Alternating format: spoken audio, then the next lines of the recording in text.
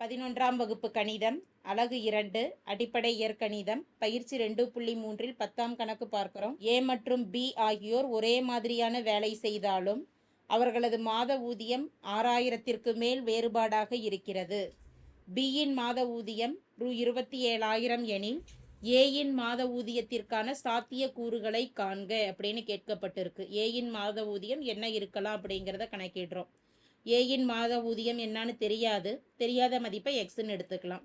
ஏயின் மாத ஊதியம் ரூ எக்ஸ் என்க. பியின் மாத ஊதியம் வினாவில் 27,000 என கொடுக்கப்பட்டுள்ளது. பியின் மாத ஊதியம் ரூ 27,000.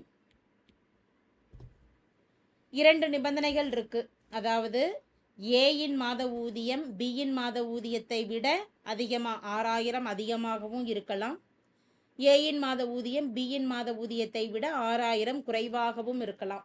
எந்த மதிப்பு அதிகம்னு தெரியாது. மொத்தத்தில் இரண்டுக்கும் உள்ள வேறுபாடானது 6,000 என கொடுக்கப்பட்டுள்ளது. அப்போ இரண்டு முறைகளில் இதற்கு நம்ம தீர்வு கணக்கிடலாம். முதல் முறை பார்த்துட்டோம் அப்படின்னா ஏயின் மாத ஊதியம் பியை விட அதிகம் எனில், ஏயின் மாத ஊதியம் பியை விட அதிகம்னா ஏ தான் அதிகம். ஏயின் மாத ஊதியம் எக்ஸ், பியை விட அதிகம்னா இரண்டுக்கும் உரிய வித்தியாசம் எவ்வளோ? 6,000 விட பியின் மாத ஊதியம் 27,000 என கொடுக்கப்பட்டுள்ளது. -27,000. இது ரெண்டுக்கும் இடையேயான வித்தியாசம் 6,000 என கொடுக்கப்பட்டுள்ளது. ஏவோட ஊதியம் தான் அதிகம் அப்படிங்கிறதுனால கிரேட்டர் தான் இங்கே கொடுத்துட்டு கிரேட்டர் தான் 6,000னு கொடுத்துக்கலாம். எக்ஸின் மதிப்பு கணக்கிடுவதற்கு இருபுறமும் 27,000 கூட்டும் பொழுது இடதுபுறம் 27,000 கேன்சல் ஆகிடும். 6,000 + 27,000னு வலது பக்கம் வரும். எக்ஸ் கிரேட்டர் தான் 27,000 + 6,000 எனும் பொழுது மதிப்பு 33,000. இது முதல் நிபந்தனை. இரண்டாவது ஒன்றா என்ன எடுக்கலாம்னா பியின் மாத ஊதியமானது ஏயை விட அதிகமாக எடுத்துக்கலாம். பியின் மாத ஊதியம் ஏயை விட அதிகம் எனில், இப்போ பியோட ஊதியம் 27,000 முதல்ல எழுதிக்கலாம். ஏவோட ஊதியம் கம்மி, அப்போ -x. இரண்டுக்கு உரிய வித்தியாசம் எவ்வளவு? 6,000. அப்போ கிரேட்டர் தென் 6,000னு கொடுத்துட்டோம்னா எக்ஸின் மதிப்பு -x. 27,000 கேன்சல் ஆக இருபுறமும் 27,000 கழிக்கிறோம். -27,000.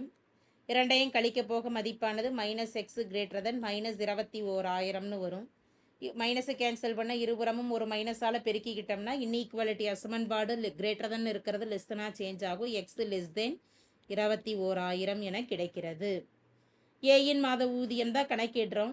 ஏயின் மாத ஊதியம் எப்படி இருக்கலாம்? ஒன்றா 21,000ற்கு குறைவாகவோ எக்ஸ் லெஸ் தென் 21,000 என கிடைத்துள்ளதுனால ஏயின் மாத ஊதியமானது 21,000 விட குறைவாக அல்லது 33,000 விட அதிகமாக இருக்க வேண்டும். therefore தீர்வு ஏயின் மாத ஊதியம் ரூ 21,000ற்கு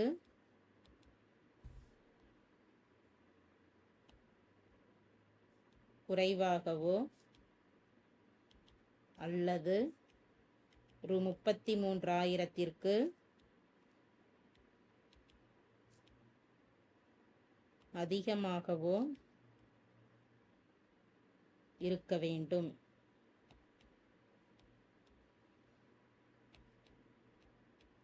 தேங்க்யூ.